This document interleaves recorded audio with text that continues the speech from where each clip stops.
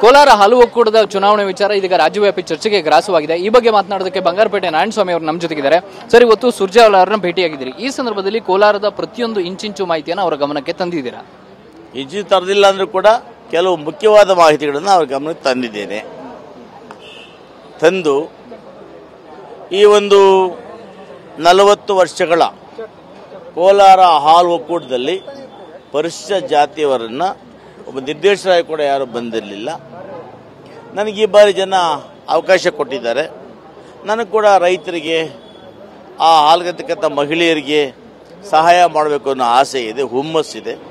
ನಾನು ಕೂಡ ಬಡ ರೈತ ಕುಟುಂಬದಿಂದ, ಒಬ್ಬ ಕೂಲಿ ಮಾಡ್ತಕ್ಕಂಥ ಕುಟುಂಬದಿಂದ ಬಂದಿರತಕ್ಕಂಥವನು. ಹೆಚ್ಚಾಗಿ ನನಗೆ ಆ ಗ್ರಾಮೀಣ ಭಾಗದ ಮಹಿಳೆಯರ ಬಗ್ಗೆ ಭಾಳ ಗೌರವ ಇದೆ. ಆ ನಿಟ್ಟಿನಲ್ಲಿ ಸೇವೆ ಮಾಡಬೇಕು. ಮತ್ತು ಇವತ್ತೇನು ಅಲ್ಲಿ ಕೋಮುಲ್ನಲ್ಲಿ ಅವ್ಯವಹಾರಗಳಾಗ್ತಾ ಇದೆ, ರೈತರ ಹಣ ಇವತ್ತು ಫೋಲಾಗ್ತಾ ಇದೆ. 100 ಕೋಟಿ ರೂಪಾಯಿನ ಸಾಲ ಮಾಡಿದ್ದಾರೆ. ಆ ಸಾಲದ ಹೊರೆಯನ್ನು ನಾವು ರೈತ ಮೇಲೆ ಹಾಕ್ತಾ ಇದ್ದೀವಿ. ಆ ಹೊರೆಯನ್ನು ತಗ್ಗಿಸಬೇಕು ಅನ್ನೋ ನಿಟ್ಟಿನಲ್ಲಿ ಪ್ರವೇಶ ಮಾಡಬೇಕು, ಅಧ್ಯಕ್ಷ ಆಗಬೇಕು ಬಯಸಿದ್ದೇನೆ. ಇದಕ್ಕೆ ಅವರ ಬೆಂಬಲ ಕೋರಿದ್ದೇನೆ. ಹೈಕಮಾಂಡ್ ಬೆಂಬಲ ಕೊಟ್ಟರೆ ಮುಂದುವರಿತೀನಿ, ಇಲ್ಲ ಯಥಾಪ್ರಕಾರ ಹೈಕಮಾಂಡ್ ಏನು ಹೇಳುತ್ತೋ, ಪಕ್ಷ ಏನು ಹೇಳುತ್ತೋ ಅದನ್ನು ಕೇಳ್ಕೊಂಡಿರ್ತೀನಿ. ಆದರೆ ನಿಮ್ಮದೇ ಪಕ್ಷದ ಶಾಸಕರು ಅಡ್ಡಿಪಡಿಸುವಂಥದ್ದು ಸಣ್ಣ ರಾಜಕಾರಣ ಅಂತ ಅನ್ಸಲ್ವ ನಿಮ್ಗೆ? ಖಂಡಿತವಾಗಿ ಕೂಡ ಅವರು ಅರ್ಥ ಮಾಡ್ಕೋಬೇಕು. ನಾವು ಕೂಡ ಅವರು ಅಧಿಕಾರ ಅನುಭವಿಸಿದ್ದಾರೆ ಆಲ್ರೆಡಿ. ಅವರ ಅಧಿಕಾರ ಮಾಡೋ ಸಂದರ್ಭದಲ್ಲಿ 6 ವರ್ಷಗಳ ಕಾಲ ನಾವೇನು ಅವ್ರ ಮಾತಿಗೆ ಹೋಗಿಲ್ಲ, ಅವ್ರಿಗೆ ಅಡ್ಡಿಪಡಿಸಿಲ್ಲ, ಅವ್ರು ತೊಂದರೆ ಪಡಿಸಿಲ್ಲ. ನಾನು ಅಧಿಕಾರವನ್ನು ಅನುಭವಿಸಿದ್ದೇನೆ, ಇನ್ನೊಬ್ಬರು ಬಂದು ಸರಿಪಡಿಸ್ತೇನೆ ಅನ್ನೋ ಒಂದು ಉದಾರವಾದಂಥ ಇದು ಅವರಿಗೆ ಮನಸ್ಸು ಇರಬೇಕು. ಭಗವಂತ ಆ ಮನಸ್ಸು ಕೊಡಲಿ ಅಂತೇಳಿ ಪ್ರಾರ್ಥನೆ ಮಾಡ್ತೇನೆ. ಈಗ ಈ ಒಂದು ವಿಚಾರದಲ್ಲಿ ನಾವು ನೇರವಾಗಿ ಸುರ್ಜೇವಾಲಾ ಅವರಿಗೆ ನಿಮ್ಮ ಬಗ್ಗೆ ಕಂಪ್ಲೇಂಟ್ ಮಾಡ್ತೀನಿ ಅಂತ ಮಾತನ್ನ ನಂಜೇಗೌಡರು ಹೇಳಿದ್ದಾರೆ. ಈ ಕಂಪ್ಲೇಂಟ್ ಅಂತ ಏನು ಕಂಪ್ಲೇಂಟ್ ಮಾಡ್ತಾರೆ? ನಾನೇನಾದರೂ ಕೂಡ ಬಿ ಫಾರಂ ತಗೊಂಬಂದಿರ್ತಕ್ಕ ವ್ಯಕ್ತಿಗೆ ಅಡ್ಡಿಪಡಿಸಿದ್ದೀನ?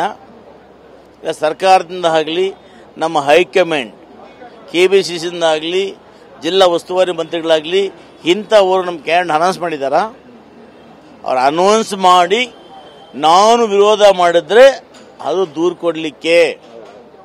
ಆದರೆ ನಾನು ಯಾವುದು ಅನೌನ್ಸ್ ಮಾಡಿಲ್ಲ. ಅವರು ನನ್ನ ಕಾರ್ಯಕರ್ತರೊಬ್ಬರು, ನನ್ನ ಕಾನ್ಸ್ಟಿಟ್ಯೂನ್ಸಿ 26 ಓಟ್ ಇದೆ, 20 ಓಟ್ ಸ್ಪರ್ಧೆ ಮಾಡಿದ್ರೆ ನಿಂತ್ಕೋಬೇಕು ಅಂದರು. ನಾನು ಬೇಡ ಅಂದರೆ ಕಾರ್ಯಕರ್ತ ಕೆಂಗಣ ಗುರಿ ಆಗ್ತೀನಿ. ಆ ನಿಟ್ಟಲ್ಲಿ ನಿಂಬಿಸ್ತಾರಪ್ಪ ಅಂತ ಹೇಳಿದ್ದೀನಿ. ಅದು ಬಿಟ್ಟರೆ ನನಗೇನು ನಿಲ್ಲಿಸಿದ್ರು ಒಂದೇ, ನಿಲ್ಲಿಸದೇ ಇದ್ರು ಒಂದೇ. ನನಗೆ ಆ ವಿಚಾರವಿಲ್ಲ. ನನ್ನ ಮೇಲೆ ಕಂಪ್ಲೇಂಟ್ ಮಾಡಲಿಕ್ಕೆ ಬೇರೆ ಏನಿದೆ?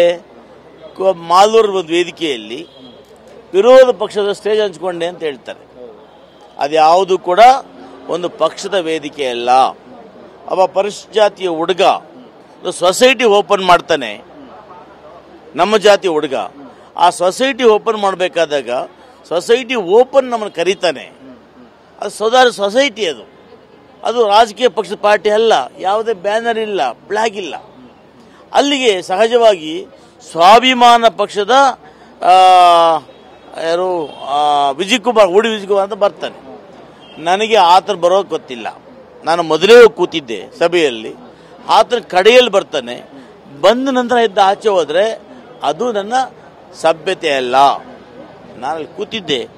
ಹಾಗಾಗಿ ನನ್ನ ಭಾಷಣದಲ್ಲಿ ಯಾವುದೂ ಕೂಡ ನಂಜೇಗೌಡರ ಬಗ್ಗೆ ಆಗಲಿ, ಪಕ್ಷದ ಬಗ್ಗೆ ಆಗಲಿ ಮಾತಾಡಲಿಲ್ಲ. ಆ ಯುವಕರಿಗೆ ಉತ್ತೇಜನ ಕೊಟ್ಟೆ, ಒಳ್ಳೆ ಕೆಲಸ ಮಾಡಿ, ಬಡವರು ಸಹಾಯ ಮಾಡಿ, ಸೊಸೈಟಿ ಮಾಡಿ, ಯಾವುದೇ ಕಾರಣಕ್ಕೂ ಕೂಡ ಅವ್ಯವಹಾರ ನೋಡಿಕೊಳ್ಳಿ, ಈ ನನ್ನ ಭಾಷೆ ಸಲಹೆ ಕೊಟ್ಟಿದ್ದೀನಿ. ಅವರು ವಿಜಯಕುಮಾರ್ ಮಾತಾಡಬೇಕಾದಾಗ ಅವರು ರಾಜಕೀಯವಾಗಿ ಏನೋ ಮಾತಾಡಿದ್ದಾರೆ, ಅದಕ್ಕೂ ನನಗೂ ಸಂಬಂಧ ಇಲ್ಲ. ಇಷ್ಟೇ. ನೀವು ನಂಜೇಗೌಡರನ್ನ ನೇರವಾಗಿ ಎದುರಿಸ್ತೀರಾಗಾದ್ರೆ? ಖಂಡಿತವಾಗ್ಲೂ ಅದೇನಿದೆ ಮಾತು. ನಂಜೇಗೌಡರು ಅಂದರೆ ಏನು ಹುಲಿನ, ಸಿಂಹನ? ಅವತ್ತ ಹಣ ಇರ್ಬೋದು, ಜಾತಿ ಬಲ ಇರ್ಬೋದು, ಕ್ವಾರಿ ಇರ್ಬೋದು, ಟ್ರೆಜರ್ಸ್ ಇರ್ಬೋದು, ನನಗೇನು ಯೋಚನೆ ಇಲ್ಲ. SN ನಾರಾಯಣಸ್ವಾಮಿ ಮೊದಲಿಂದ ಕೂಡ ಬಂದಿದ್ದೇನೆ. ಆದರೆ ಹೈಕಮಾಂಡ್ ಯಾವ ರೀತಿ ಹೇಳ್ತಾರೋ ಆ ರೀತಿ ಕೇಳ್ತೇನೆ. ಇದಿಷ್ಟು ಬಂಗಾರಪೇಟೆ ನಾರಾಯಣಸ್ವಾಮಿ ಅವರ ಸ್ಪಷ್ಟವಾದ ಮಾತುಗಳು. ಕ್ಯಾಮರಾ ಪರ್ಸನ್ ಬಸವರಾಜ್ ಜೊತೆ ಪ್ರಸನ್ನ ಗಾಂವ್ಕರ್, TV9 ಬೆಂಗಳೂರು.